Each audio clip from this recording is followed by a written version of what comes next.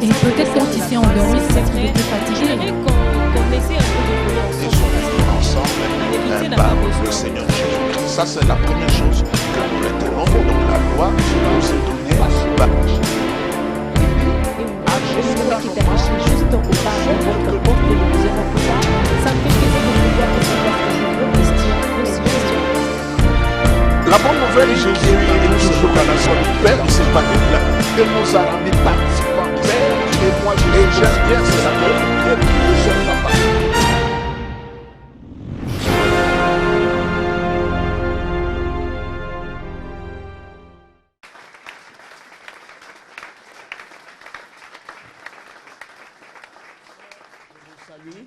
Dans le précieux, glorieux, excellent nom du Seigneur Jésus.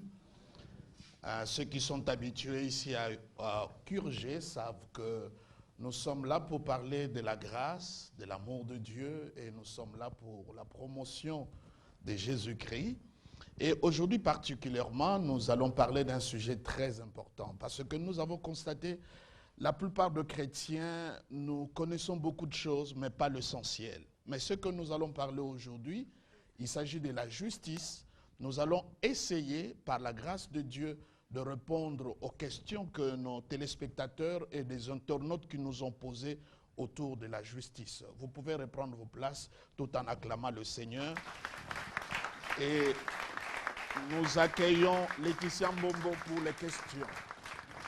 Est-ce qu'on peut acclamer Laetitia? Sa voix est un peu raillée aujourd'hui. Mais je crois que Dieu te bénisse. Merci.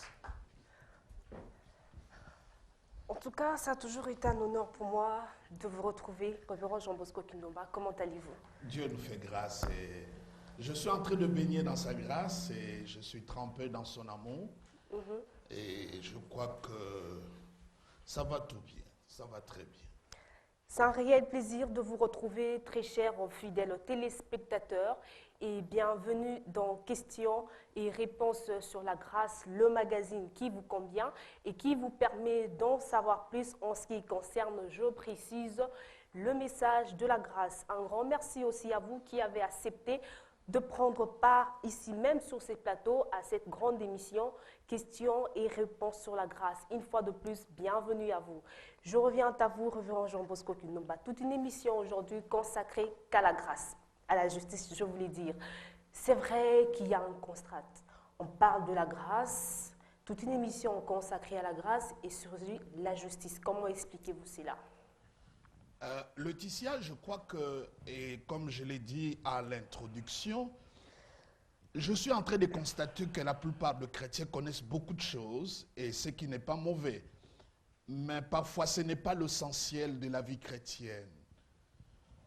Je crois qu'il y a lieu que nous puissions retourner aux fondamentaux et arriver à voir la vraie révélation et la vraie lumière sur les sujets importants de la Bible. Par exemple, la justice.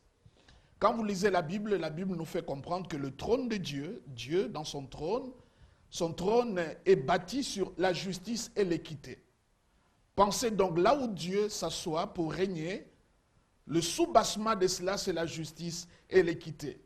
Et l'Église n'en parle pas. C'est comme j'ai l'habitude de dire, même concernant l'incarnation de Jésus. Nous en parlons seulement à Noël.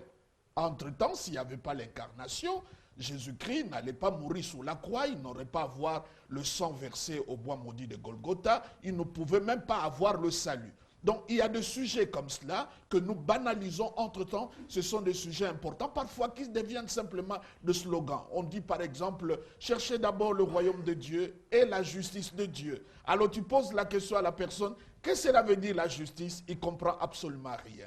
Quand vous lisez la Bible dit, Jésus-Christ est mort pour nos offenses. Il est ressuscité pour notre justification. Donc la Bible clarifie clairement que la mort de Jésus, c'est par rapport à notre péché, mais quand il s'agit de notre justification, Jésus-Christ est ressuscité pour cela.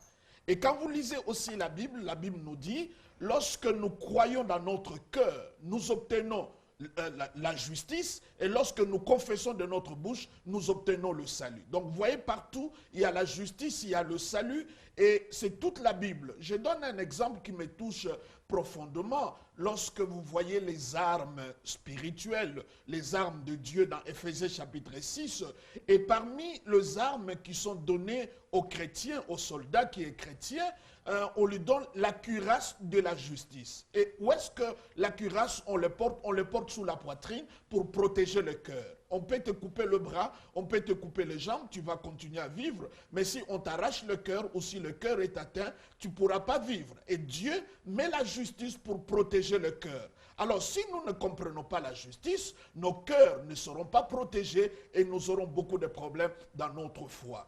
Il y a lieu aussi de comprendre quand nous lisons la Bible. Tu prends par exemple l'épître de Paul aux Romains. Toute l'épître est là, le thème central, c'est la justification ou la justice. Vous voyez, tout un livre, Dieu parle simplement de la justification. Et quand vous allez même à Galates, c'est la même chose. On parle de la justice qui peut, la justice qui peut être obtenue par la loi et la justice qui est obtenue par la grâce. Vous voyez, deux livres ensemble, Romains et Galates, ne traitent qu'autour de la justice. Et il y a bien de choses. Hébreu, par exemple, nous donne un passage que j'aime bien. Il dit, ceux qui sont enfants, qui sont dans le lait, ils n'ont pas l'expérience, simplement ils n'ont pas mangé la parole de la justice. Donc cette parole qui fait grandir, c'est la parole pas autour des démons, ni des liens, ni du diable, mais c'est la parole autour de la justice. Il dit, celui qui a grandi, il a fait l'expérience avec la parole de la justice. Donc il est vraiment important que nous puissions bien comprendre ces concepts de la justice, ces concepts de la justification, parce que nous le voyons partout. Il y a bien des gens qui disent que le juste vivra par la foi. Alors pour être juste, tu dois être justifié. Et pour être justifié, il faut qu'un acte soit posé pour que tu sois reconnu juste. Mais quand tu dis la prière du juste, pourquoi à ce moment-là, par rapport à la prière, on t'appelle juste? C'est que cela veut dire. Quand vous lisez la Bible, vous serez étonné de voir que la première chose que Dieu a donnée à Abraham, notre père, ce n'était pas Isaac, ce n'était pas Sarah, ce n'était pas les richesses, ce n'était pas la prospérité ou la postérité. La première des choses, la Bible dit, Abraham a cru et Dieu l'a imputé la justice. Vous voyez, la première chose que Dieu donne à Abraham, il dit, Abraham, j'aimerais bien marcher avec toi, je veux faire de toi le père, n'est-ce pas, des nations, des nations seront bénies par toi, mais la première chose que je te donne, c'est la justice. Entre-temps, le chrétien qui prétend être par la foi, n'est-ce pas, fils ou fille d'Abraham, ne comprend rien de la première chose que Dieu a donnée à Abraham. Donc c'est tout à fait important de comprendre cela. Et Romain dit quelque chose de très fort. Il dit, j'aime bien le passage, il dit, si par l'offense, la mort a régné, la grâce règne aussi par la justice. Donc il est normal que dans une émission de la grâce, que nous parlons de la justice. Parce que la grâce ne peut que se manifester là où il y a au préalable la justice. Je crois que nous aurons le temps de définir la justice parce que nos téléspectateurs qui nous suivent, ils m'entendent parler justice, et ils disent, mais c'est que cela veut dire. Je crois que nous aurons le temps de répondre à cela. Mais il est important pour nous de comprendre que ce n'est pas un sujet banal, c'est quelque chose de très important et de comprendre que si tu ne comprends pas la justice, tu vas tomber dans le piège de l'ennemi, tu vas vivre une vie pas en paix, parce que la Bible montre que la justice, c'est quelque chose de fondamental et de très important pour les chrétiens. Avant d'aller plus loin, révérend Jean Bosco Kindomba, j'aimerais revenir sur quelque chose que vous avez dit de très important. Vous êtes l'un des cofondateurs des églises de Réveil et moi je me dis que vous êtes les mieux lotis aujourd'hui à pouvoir nous expliquer, c'est vrai, le message de la grâce, mais aussi nous parler de la justice. Qu'est-ce qui fait que l'Église en général ne maintient pas ou ne parle pas sur le message de la justice, puisque vous l'avez dit tout à l'heure? Vous savez que ce qui est tout à fait touchant, c'est de voir, je ne sais pas à qui je vais faire cette reproche.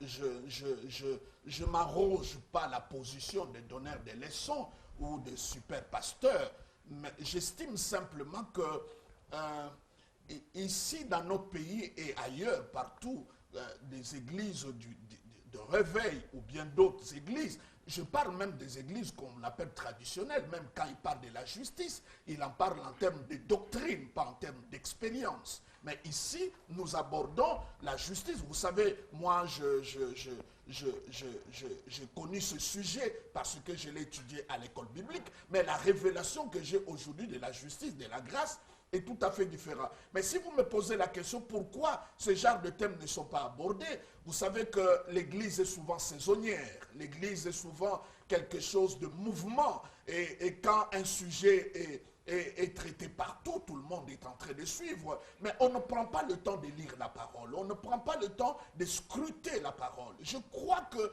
si nous prenons le temps de lire comme Dieu l'a dit... La justice n'a jamais eu des saisons dans nos églises, vous voulez dire?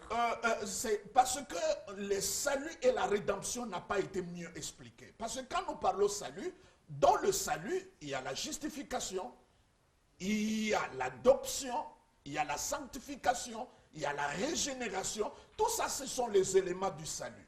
Et comme le salut n'a pas été bien expliqué, je parle de la rédemption, c'est comme ça qu'il y a de problèmes. Vous savez, l'Église doit enseigner. Il faut que le peuple arrive à une maturité, et cette maturité ne pourra être simplement compris et vécu par des chrétiens lorsque nous avons des enseignants qui vont dans les profondeurs et méditer la parole. Vous savez, dans la Bible, tous les animaux qui n'étaient pas ruminants, on les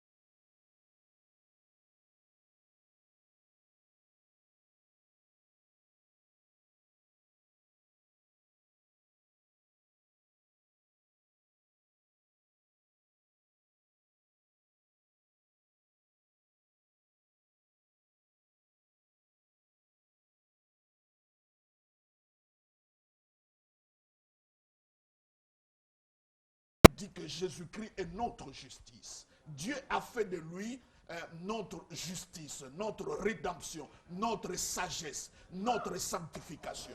Donc quand nous parlons justice, nous ne parlons pas d'un concept, nous sommes en train de parler d'une personne. Laetitia, tu seras d'accord avec moi, il y a un passage que nous avons lu depuis qu'on a commencé ces émissions sur la grâce, qui est Romains chapitre 5 verset 17, il dit « À cause des péchés d'un seul, la mort a régné, à plus forte raison, écoute ce que la Bible dit, ceux qui reçoivent l'abondance de la grâce et le don de la justice ne régneront-ils pas ?» Donc si le diable ne veut pas que tu règnes, il ne va pas attaquer ton mariage, il va attaquer la grâce et la justice. C'est comme ça qu'il maintient les gens dans l'ignorance de ces choses qui feront régner les gens. Parce que la Bible dit, lorsque tu reçois l'abondance de la grâce et le don de la justice, tu vas régner dans la vie en Jésus. Et si le diable ne veut pas que tu règnes, il ne va pas attaquer autre enseignement, il va attaquer la grâce et il va attaquer la justice. C'est vrai que les thèmes comme la justice, ça demande aussi un peu de l'intelligence. Ça demande un peu quand même un travail intellectuel et élaboré. Et beaucoup de gens n'aiment pas ce genre de gymnastique. Vous voulez dire beaucoup de pasteurs? J'aime bien le pasteur et comme un syndicaliste, je ne peux pas parler mal de pasteur. Mais simplement, beaucoup de gens ne veulent pas aborder ce sujet qui exige quand même beaucoup d'intelligence et beaucoup de travail pour comprendre cela. Vous l'avez dit, pasteur, que Dieu met la justice pour protéger la foi. Alors, j'aimerais savoir, c'est quoi la justice selon Dieu? disons que la justice de prime abord est opposée à la grâce. La justice, c'est ce qui est juste. La justice est invariable. La justice est objective. La justice n'accepte pas des circonstances atténuantes. La justice est rude, comme on dit, la loi est dure. Et quand nous parlons de Dieu, Dieu a ses doubles facettes. C'est comme la pièce d'une monnaie. D'un côté, Dieu est miséricordieux, bon, plein de grâce et d'amour. De l'autre côté, Dieu est juste et il est saint. Dans son amour, il veut sauver l'homme. Dans sa justice, il ne peut pas laisser le pécheur impuni. Donc, c'est là où se trouve le problématique. Comment Dieu doit me laisser moi impuni, moi qui est coupable, et comment à la fois Dieu lui-même ne se contredit pas. Parce qu'il a dit à l'homme, le jour que tu mangeras le fruit, tu mourras. Alors, est-ce que Dieu devait tuer l'homme? Et là, nous allons voir comment répondre à cela. Mais disons simplement ceci.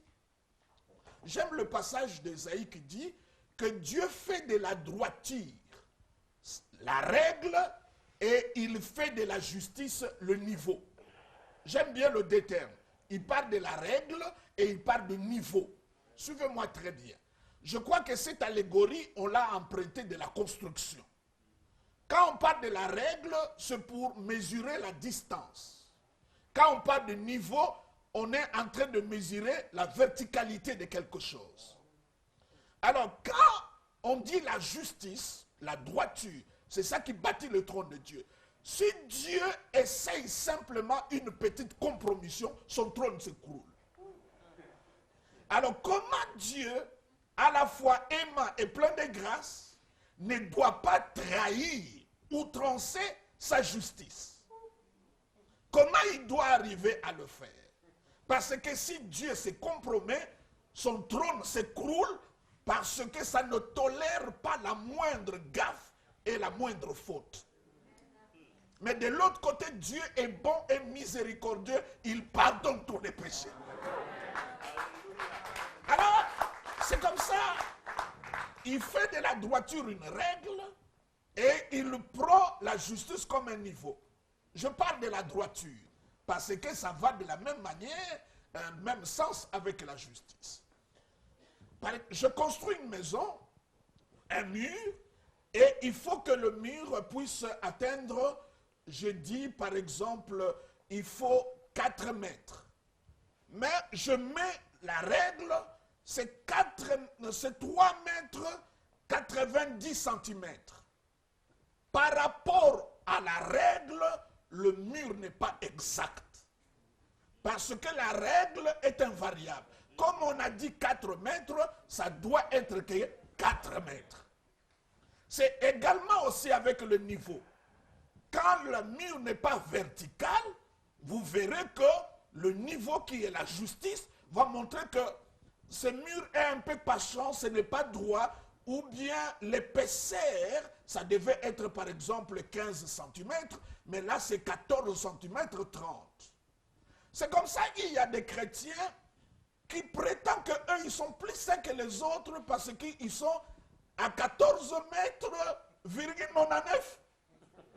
Au lieu de 15, ils disent, oh là là, nous sommes beaucoup plus proches et les autres ne sont que des grands pécheurs et tout ce que vous voulez, tout cela. Entre-temps, par rapport à la justice, il n'y a pas de circonstances atténuantes. Si c'est 15 cm, c'est 15 cm. Si c'est 14 mètres, c'est 14 mètres. Donc tu ne peux pas dire, moi je suis tout près ou je suis trop loin. N'importe quelle personne, juif ou non juif, tous nous sommes mesurés par le même niveau et par la même règle. C'est comme ça la Bible dit, tous ont péché, sont privés de la gloire de Dieu. Il n'y a personne qui est juste. Que tu sois juif, que tu sois gentil, que tu sois catholique, que tu sois protestant, Que tu sois de l'église du réveil, que tu sois d'un peu Longo, n'importe quelle église, quelle que soit l'église. Donc Dieu nous mesure tous de la même manière. Donc la justice, selon ce que je peux comprendre, Dieu, la justice est exigeante. La justice exige les œuvres. La justice, c'est la loi. La justice, c'est dur. La justice, c'est ça ou ce n'est pas ça. Il n'y a pas de demi-mesure. C'est ça la justice de Dieu. Et Dieu est assis sous son trône. Et ce trône-là est bâti sur la justice et sur la droiture. 3 concepts surviennent, pasteur. Il s'agit donc de la justice, justification et juste. J'aimerais savoir quelle différence existe-t-il entre ces 3 concepts. Est-ce que vous comprenez, vous constatez même ceux qui sont ici au plateau, ne peut pas... Parce que ce sont des enseignements, ce sont des choses qu'on n'entend pas souvent. Et le fait qu'on n'entend pas souvent... Mais si justement le peuple de Dieu ne l'entend pas, c'est parce que vous, pasteur, vous n'avez pas le temps de le prêcher. Mais je commence à le faire. Vous êtes le premier. Le premier. Peut-être ailleurs, il y a les gens qui le font. Mais disons simplement que la justification, c'est cet acte-là qu'on te déclare que tu es juste. L'image que je peux te donner, c'est comme dans un tribunal, tu es coupable parce que tu as fait quelque chose de réprochable, d'horrible, de mauvais. Et là, le juge trouve que tu mérites, n'est-ce pas, la pendaison ou comme aujourd'hui, prison à vie, à perpétuité, quelque chose de comme cela. Et à la place, il te déclare non coupable. Pour des raisons, ou peut-être l'avocat ou quelqu'un d'autre a avancé, on dit ce n'est pas lui et on dit il est non coupable, il est acquitté. Cet acte-là, c'est être justifié. Donc tu es reconnu juste, toi qui étais coupable. On t'a acquitté, on te reconnaît comme tu n'as jamais fait de faute, comme tu n'as jamais fait d'erreur. C'est ce qui s'est passé en Jésus-Christ. C'est comme ça, vous voyez dans l'Ancien Testament, lorsque quelqu'un s'approchait de Dieu à cause de son péché. On apportait l'animal, ça peut être une chèvre, ça peut être un mouton, ça peut être une vache. Le pécheur, selon le péché qu'il a commis, il choisissait l'offrande appropriée et il imposait ses mains sur l'animal. Donc cet acte-là d'imposer les mains, c'était le transfert. Il était en train de transférer ses péchés dans cet animal-là. Et le sacrificateur qui prend l'animal, il tue l'animal. Ça, c'est la justice. Et il offre cet animal, il peut le mettre même sur l'autel pour qu'il soit donné en holocauste. Donc, là, c'est la justice. Ce n'est pas le pécheur qu'on frappe, qu'on tue, mais on tue l'animal parce que l'animal devient le substitut. Il prend la place de la personne qui était coupable. Donc, au même moment, Dieu satisfait son amour parce qu'il ne tue pas l'homme, et Dieu satisfait sa justice parce qu'à la place de l'homme, quelqu'un d'autre est mort à cela. Et dans l'Ancien Testament, c'était erroné. C'est trop bon à comprendre, révérend Jean Bosco Kindoma. Mais là, j'aimerais savoir, un chrétien est-il juste? Un chrétien est-il justifié? Ça, en tout cas, j'aimerais le savoir. Un chrétien est justifié, et le fait qu'il est justifié, il est dans le tas d'être juste. Parce qu'il est justifié. Que celui qui est justifié, on le reconnaît comme un homme juste. Et en Christ, nous le sommes parce que Jésus-Christ a pris notre place. La Bible dit le châtiment qui nous donne la paix est tombé sur lui. Que faire pour obtenir la justice, révérend Jean Bosco? Laetitia, il y a 2 manières d'obtenir la justice. La première manière, c'est lorsque tu obéis scrupuleusement à la loi. Et la deuxième manière, par la grâce, à cause de l'œuvre du Christ. Mais j'aimerais bien dire la première manière d'obtenir la justice dont nous parlons par la loi, c'est vraiment quelque chose de très difficile. Tu dois scrupuleusement à la lettre, à chaque instant, au tout moment, et dans sa globalité, obéir à toute la loi. La Bible dit, celui qui ne persévère pas dans la loi, il est considéré comme il est maudit. Ça veut dire la justice qu'on cherche à obtenir par des règlements, par de lois, par des choses qu'on fait, par, notre aptitude d'accomplir des choses, par notre compétence, par notre propre force. C'est comme ça la Bible dit que notre propre justice, c'est un habit souillé. Et tu ne parviendras pas. Aucune personne, même Moïse lui-même, à qui Dieu a donné la loi, n'a pas obéi à toute la loi. C'est comme ça que vous allez constater que Dieu, à côté de cela, qu'est-ce qu'il a fait? Il a fait quelque chose d'extraordinaire. Il a donné le sacrifice. Il a donné le sacrifice. Cela veut dire, comme l'homme ne peut pas obéir à toute la loi, Dieu crée une porte de sortie, c'est par des sacrifices. Et c'est ce qu'il fait aussi avec nous. Donc personne, quand vous lisez toute la Bible, il dit, personne ne peut obtenir la justice en obéissant à la loi. Et la Bible dit, si tu obtiens la justice par la loi, donc Christ est mort pour rien. Si toi tu l'obtiens par tes œuvres, donc c'est pour rien que Jésus est mort. Donc, et la Bible même dit quelque chose de grave. Il dit, si c'est la justice que tu obtiens par les œuvres, tu es séparé du Christ.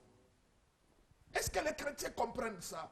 Lorsque tu cherches par tes performances à atteindre la justice de Dieu, tu es séparé du Christ.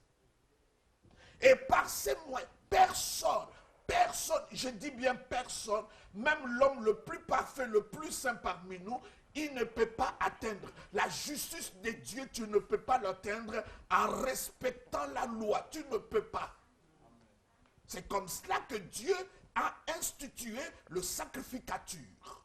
Par cette voie-là, l'homme pouvait atteindre Dieu. Ça, c'est la première manière qui est difficile, qui est pratiquement impossible. La deuxième manière que nous obtenons la justice, nous l'obtenons par la grâce à cause de l'œuvre du Christ.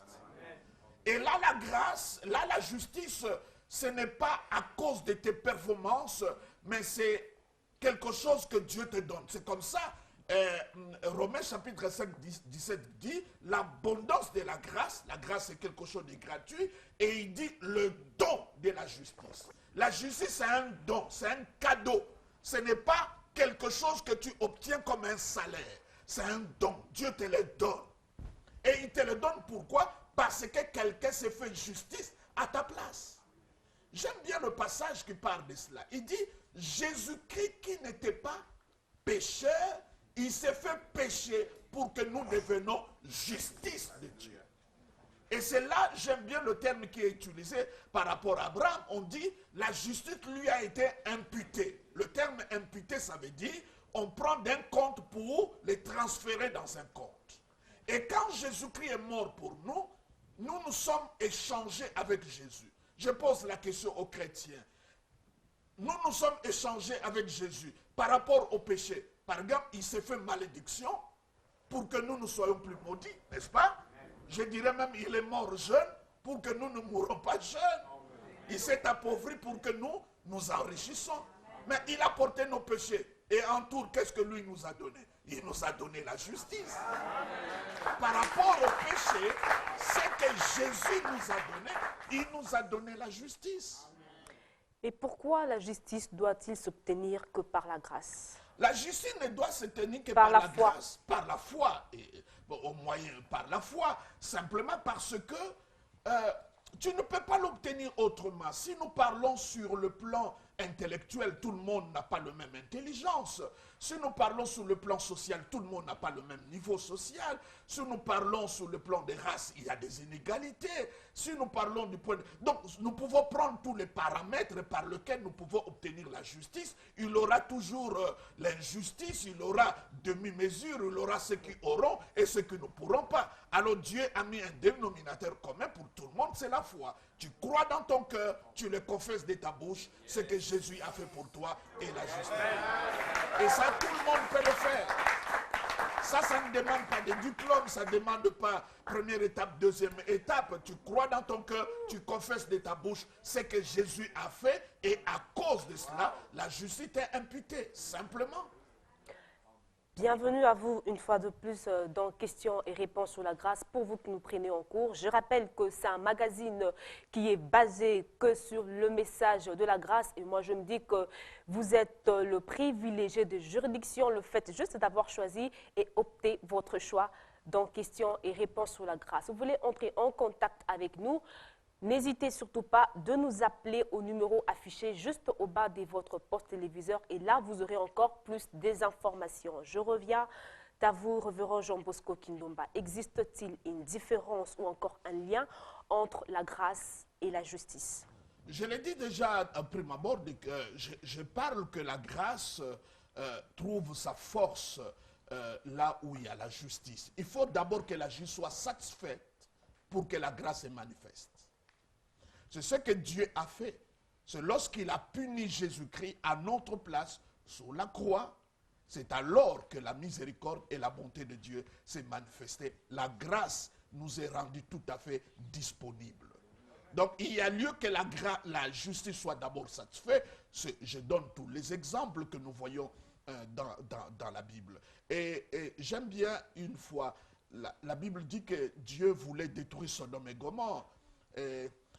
Il a choisi de passer chez son ami Abraham pour lui partager de son projet de détruire Sodome et Gomorrhe. C'est ça qui prouve même que Dieu est lent, la colère, riche en bonté, parce que s'il voulait à tout prix détruire Sodome et Gomorrhe, il allait directement aller à Sodome et Gomorrhe. Mais il a fait un peu escale chez Abraham pour lui partager.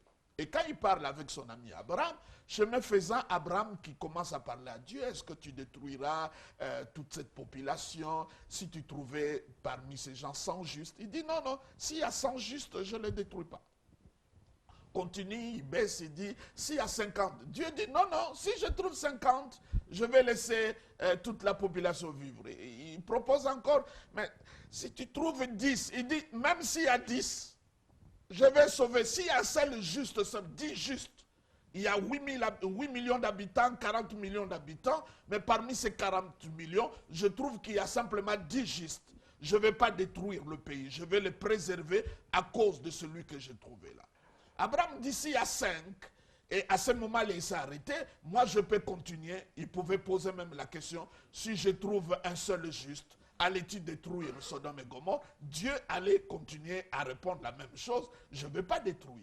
Entre-temps maintenant, Dieu ne peut pas nous détruire. Pourquoi? Parce qu'il a trouvé le juste. Il a trouvé le juste. Pasteur, j'aimerais qu'on reste... C'est comme ça. Quand tu comprends ça, tu vis dans l'assurance. Sodome et Gomorrhe, s'il y avait 5 justes, toute cette population mauvaise, Dieu allait l'épargner, mais en Christ, Dieu a trouvé le juste. Donc, il ne faut pas me dire, je suis chrétien, Dieu viendra me frapper, Dieu ceci. Non, non, Dieu n'est pas dans cette affaire-là de frapper. Il punit, mais il ne frappe pas. Parce qu'il a déjà fait ça en Jésus-Christ. Mais j'entends parler vos collègues pasteurs qui les disent que Dieu frappe et vous n'allez peut-être pas le contredire, mais pasteur. Laetitia, évitez de me mettre en contre-faux avec mes amis les pasteurs. Je dis simplement ce que moi je crois dans la parole et j'essaie de le répondre comme cela. Si les gens qui le font, mais qui lisent la Bible, qui lisent bien la Bible, Dieu a dit clairement à Abraham, si je trouve simplement 5 justes, c'est comme cela les gens disent, ah Dieu va détruire le Congo, il y a beaucoup de péchés. Il ne va pas les détruire, il y a plus de 5 justes. Jésus est là, il ne va pas me détruire. Non. J'aimerais savoir, révérend Jean Bosco Kindomba, nous restons dans la justice et la grâce. Entre la justice et la grâce, que doit obtenir en premier lieu un chrétien? Non, ce sont des choses qui viennent spontanément, mais tu dois avoir la conscience et la révélation de cela. Dieu ne nous bénit pas comme on jette les graines dans un poulailler, graine après graine. Non, non, Dieu vient en masse, en totalité, en profondeur, en grandeur. Donc, quand il vient là, il y a la justice, il y a la grâce, tout est là-dedans. Parce que Jésus-Christ, c'est le tout, c'est la somme totale de Dieu. N'est-ce pas? Tout ce qu'on a besoin, c'est Jésus-Christ. C'est lui notre justice. C'est lui la grâce. C'est lui la rédemption. C'est lui la sanctification. C'est lui-même la sagesse aussi. Donc Jésus est tout pour nous. Oh, j'ai cru que vous allez dire Amen. Jésus est tout pour nous. Il est tout pour nous. Alors, puisqu'il est tout pour nous, vous l'avez si bien dit, moi j'aimerais, ou encore j'ai réfléchi à haute voix, pasteur. est-ce que la justice produit-elle ou encore procure-t-elle de résultats? Beaucoup de choses. J'aimerais bien lire à cette question-là, je tiens à prendre l'abbé Hilbert et la Bible. Il y a un passage important ici dans Romains, chapitre... Quelqu'un m'a dit, mais pourquoi tu n'utilises pas les iPads? Moi, j'aime le papier. J'aime le papier. Je suis de la vieille école. Pendant que nous sommes dans la nouvelle technologie. Non, j'aime le papier. J'aime bien. Quand ça frotte comme ça fait beaucoup bien. Il dit ceci. Déjà, quand nous prenons Romains chapitre 3, verset 20, il dit ceci. Car nul ne sera justifié devant lui par les œuvres de la loi. C'est ce que je vous ai dit. Puisque c'est par la loi que vient la connaissance du péché. La loi amène la connaissance du péché, pas de la justice. Mais j'avais oublié de vous dire ce que l'apôtre Paul dit dans Romains. Il dit, je n'ai pas honte de l'évangile. C'est la puissance de Dieu pour le salut de quiconque croit. Et qu'est-ce qu'il ajoute? En lui est révélée la justice. Donc quand tu prêches, tu révèles le péché, tu n'as pas prêché la bonne nouvelle. Tu n'as pas prêché l'évangile. L'évangile, quand tu prêches, tu révèles les démons, leur sorte, comment ils opèrent, comment ils réagissent. Tu n'as pas prêché la bonne nouvelle. Le contenu de la bonne nouvelle est donné. En lui est révélée la justice de Dieu. Et quand nous parlons de la justice, nous parlons de l'œuvre parfaite, complète, totale, achevée du Christ. C'est ce que tu dois révéler. C'est comme ça on appelle ça bonne nouvelle. Et là il dit, personne, donc la loi révèle le péché, pas la justice, pas Christ.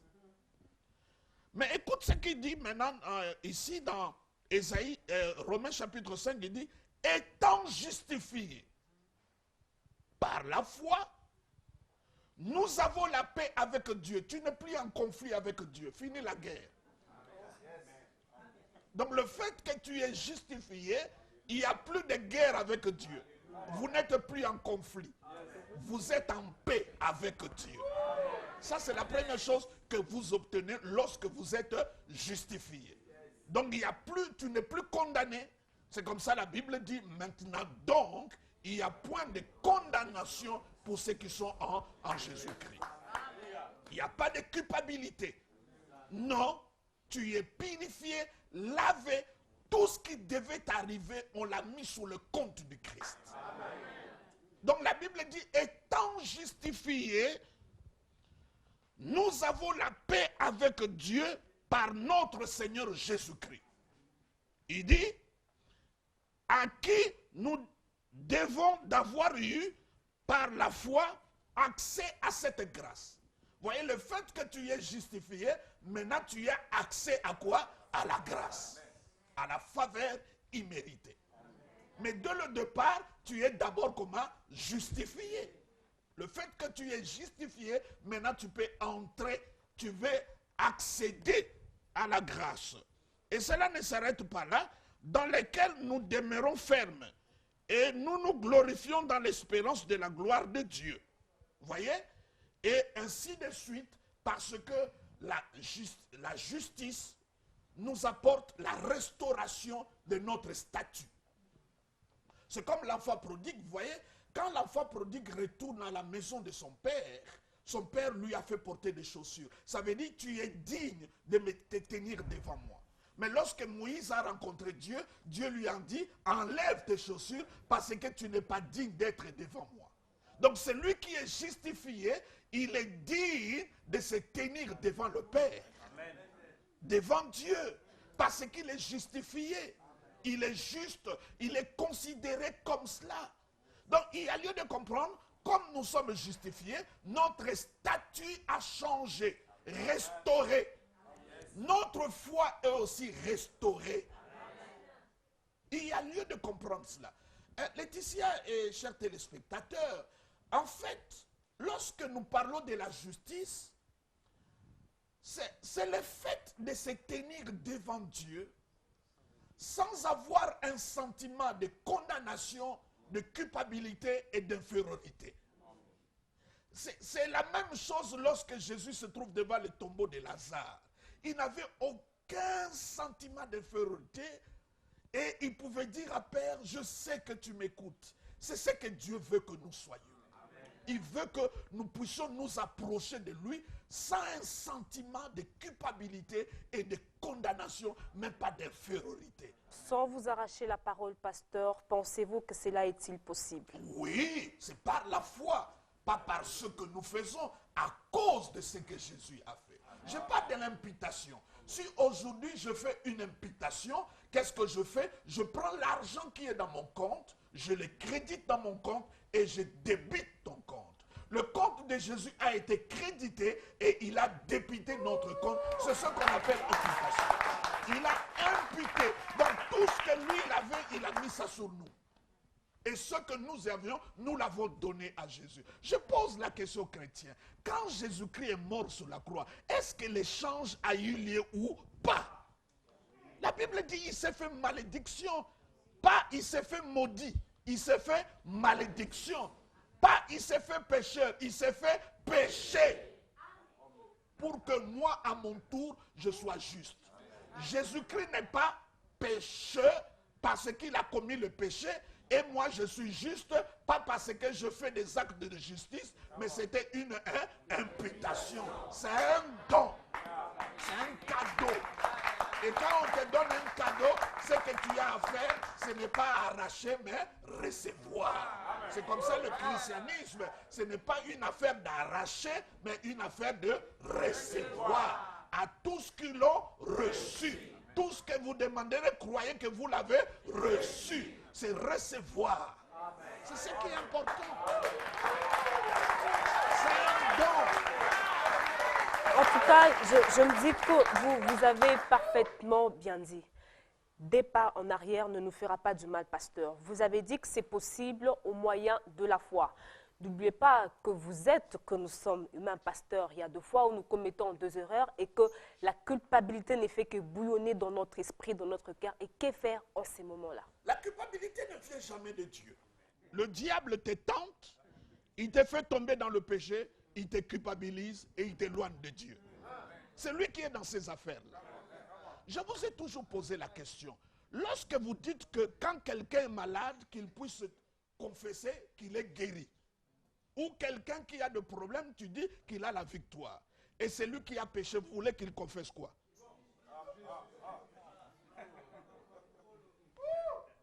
Poussons la logique loin. Je vous écoute, pasteur. Mais qu'il dit qu'il est juste.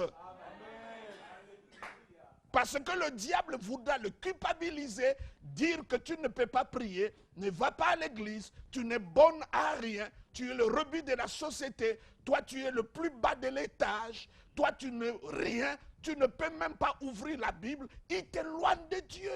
Ne tombez pas dans ces yo-yo du diable, s'il vous plaît. Il y a lieu de comprendre que nous sommes justes.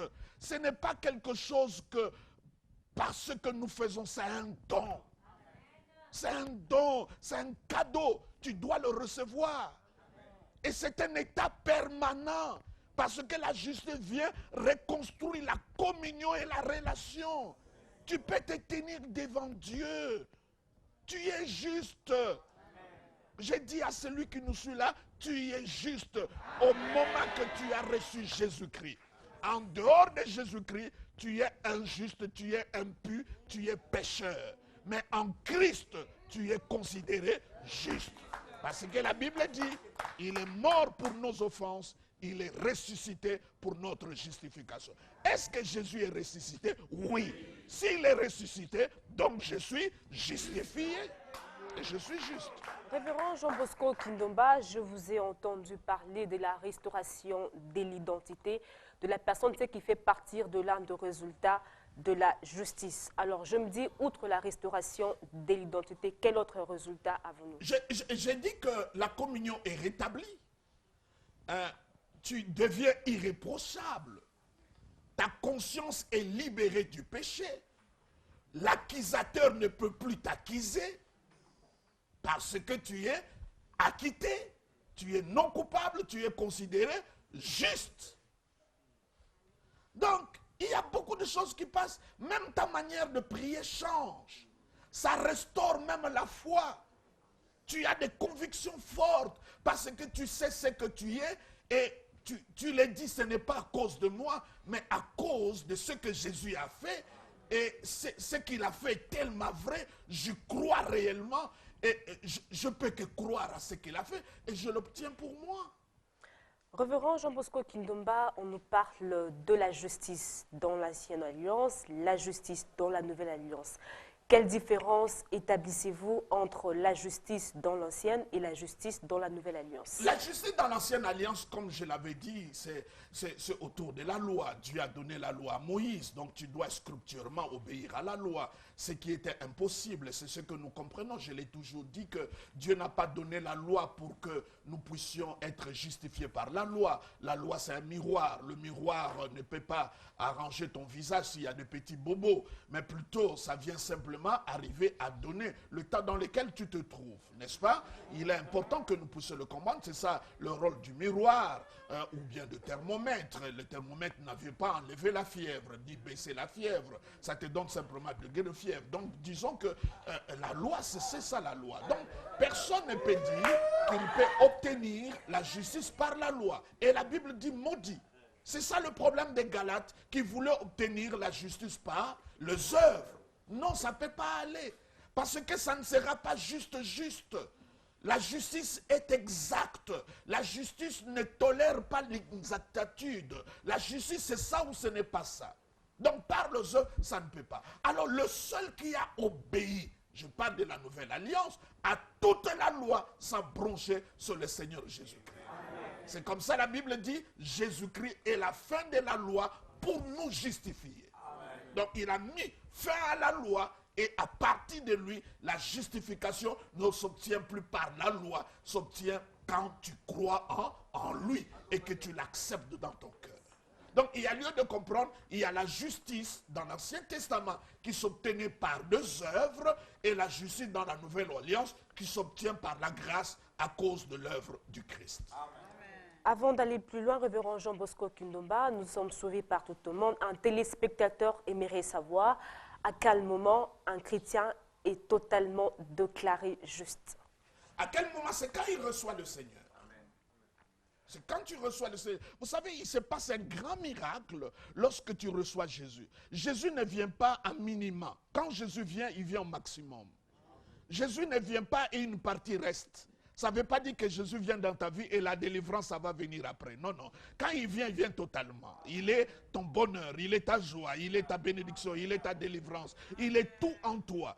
Maintenant, le problème, c'est la conscience, n'est-ce pas, que tu as de ce qu'il est et de ce qu'il fait.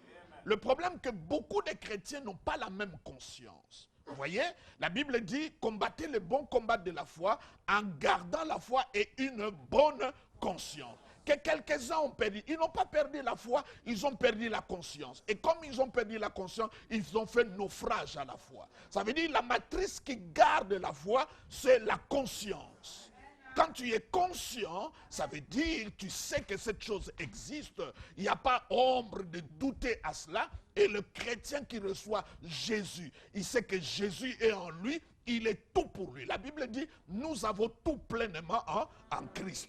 Pourquoi le diable attaque le message de la justice? Parce qu'il sait que lorsque tu es en paix avec Dieu, c'est-à-dire que tu es un avec le Seigneur, lui ne peut pas s'hasarder. Vous savez, même la Bible dit quelque chose de très fort à Isaïe. Toute arme forgée contre toi sera sans effet. Mais si tu montres le chapitre au-dessus, on dit, établissez dans la justice.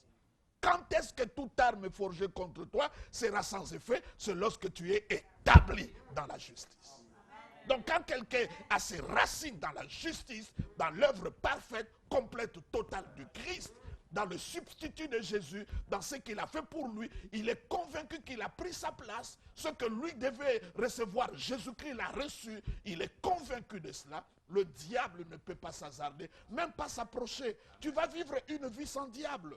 C'est comme ça que j'ai même le projet de dire que 2015, c'est une année sans diable. Parce que la Bible dit, il fuira loin de vous. La Bible dit, résistez-le avec une foi ferme. Il fuira loin.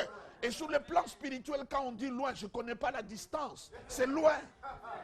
C'est loin.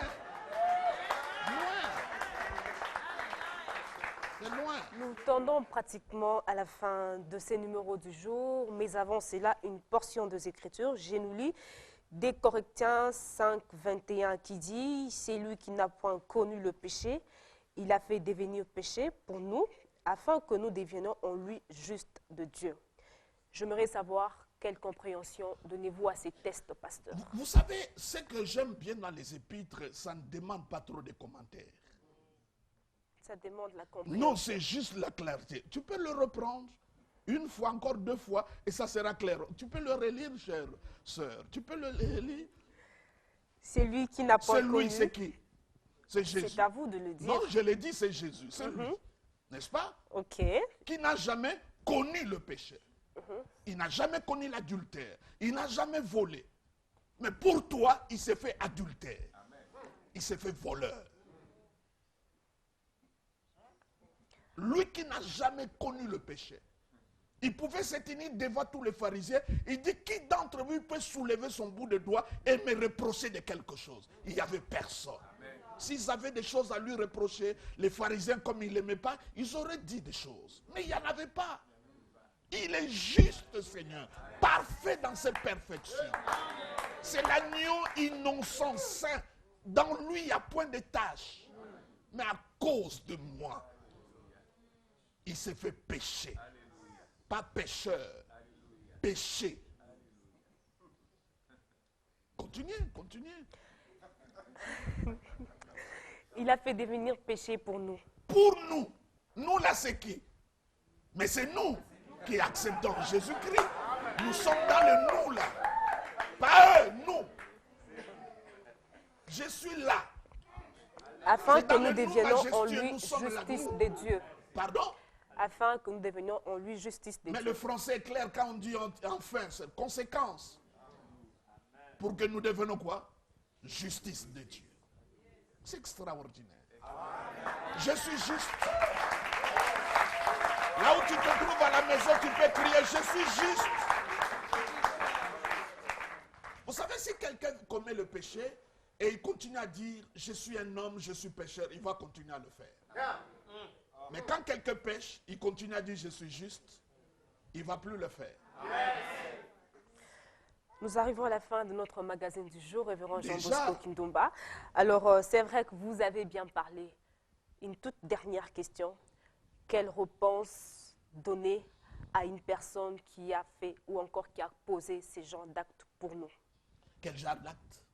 Quel genre de réponse? Moi, je dis simplement une chose. Et c'est ça le cœur de mon message. Que Jésus trouve sa place dans l'Église, dans nos cœurs et dans nos vies.